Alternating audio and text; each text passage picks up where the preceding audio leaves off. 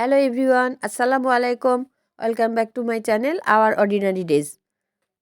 আজকে আমি তৈরি করব মসুর ডালের পাক্কন পিঠা। এই সময় চুলার হিট একদম লোতে রেখে আমি মসুর ডাল ভালোভাবে সিদ্ধ করে নেব।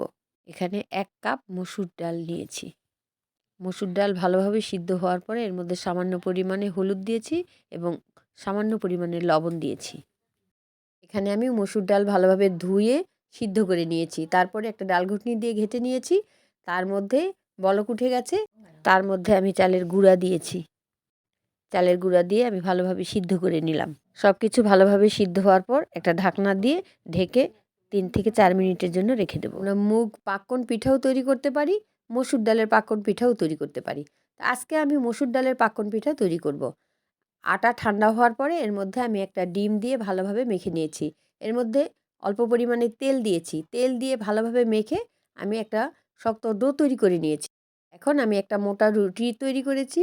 তারপর একটা স্টিলের গ্লাস দিয়ে রুটিগুলি গোলাকৃতি করে কেটে নিয়েছি। এখন গোলাকৃতির রুটির উপরে একটা বোতলের মুখ দিয়ে আমি চাপ দিয়ে দাগ কেটে নিয়েছি। তারপর একটা খেজুর কাঁটা দিয়ে ঘুরিয়ে ঘুরিয়ে ডিজাইন তৈরি করে নিয়েছি। এরপর আমি একটা কাটার দিয়ে চতুর্দিক ঘুরিয়ে ঘুরিয়ে ডিজাইন কেটে নিয়েছি। এই ডিজাইনটা তৈরি করা খুবই সোজা, সবাই এই ডিজাইন তৈরি করতে পারে। এইভাবে কেটে নেওয়ার পরে এই পিঠাটা দেখতে অনেক সুন্দর হয়। এটাকে নকশি পিঠাও বলা যায়, কেউ ডিজাইন পিঠাও বলতে পারে। এই পিঠা আমরা তেলে ভেজে এমনিতেও খেতে পারি, আবার আমরা তেলে ভাজার পরে গুড় দিয়ে শিরা তৈরি করে তার মধ্যে ডুবিয়েও খেতে পারি। এখন একটা পাতা আকৃতির ডিজাইন তৈরি করব। সেই কারণে পাতার মতো কেটে নিয়েছি। তারপর একটা খেজুর কাঁটা দিয়ে মাঝখানে ডিজাইন তৈরি করে নিয়েছি।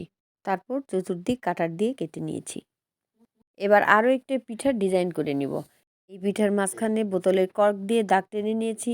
তারপর একটা টুথপিক দিয়ে ঘুরিয়ে ঘুরিয়ে চতুর্দিক ডিজাইন তৈরি করে নিয়েছি। এই ডিজাইনটা তৈরি করাও খুব সোজা, দেখতেও কিন্তু খুব ভালো লেগেছে। তারপর কাটার দিয়ে চতুর্দিক কেটে নিয়েছি। তৈরি হয়ে গেছে আমার মসুর ডালের পাক্কন পিঠা। এই ডিজাইনগুলো তৈরি করা খুবই সোজা, একটু ধৈর্য ধরে ডিজাইনগুলো তৈরি করতে হয়। এদিকে চুলায় একটা কড়াইয়ে তেল গরম করে নিয়েছি। তার মধ্যে আমি পিঠাগুলো একটা একটা করে ছেড়ে দিয়েছি। পিঠাগুলো আমি মিডিয়াম হিটে ভেজে নেব।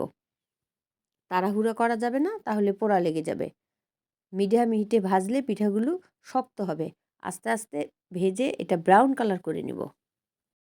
এক পিঠ উল্টিয়ে অপর পিঠ ভালোভাবে ভেজে নেব, তাড়াহুড়ো করা যাবে না। এদিকে চুলায় একটা সসপ্যানে আমি 1 কাপ গুড় দিয়েছি। তার মধ্যে সামান্য পরিমাণে পানি দিয়েছি। আমি গুড়টা ভালোভাবে গলিয়ে নিয়েছি। ভালোভাবে গুড়টা ফুটে ওঠার পরে হাত দিয়ে চেক করে নিয়েছি, গুড়টা একটু আঠালো ভাব হবে। গুড়ের শিরা তৈরি করা হয়ে গেছে। গুড়ের শিরা ঠান্ডা করে নিব। এর মধ্যে আমি ব্রাউন কালার করে পিঠা যে ভেজে নিয়েছিলাম সেটা দিয়ে দিয়েছি। দিয়ে 1 থেকে 1.5 মিনিট রেখে দিয়েছি। এখন পিঠাগুলি উঠিয়ে নিব। তৈরি হয়ে গেছে মসুর ডালের পাক্কন পিঠা। দেখতে যেমন সুন্দর হয়েছে, খেতেও খুব ভালো হয়েছে। এই পিঠা তৈরির রেসিপি যদি ভালো লেগে থাকে প্লিজ একটা লাইক দেবেন, সাবস্ক্রাইব করবেন, পাশে থাকা বেল আইকন বাটন অন করে রাখবেন। সবাই ভালো থাকবেন, সুস্থ থাকবেন। আসসালামু আলাইকুম, আল্লাহ হাফেজ।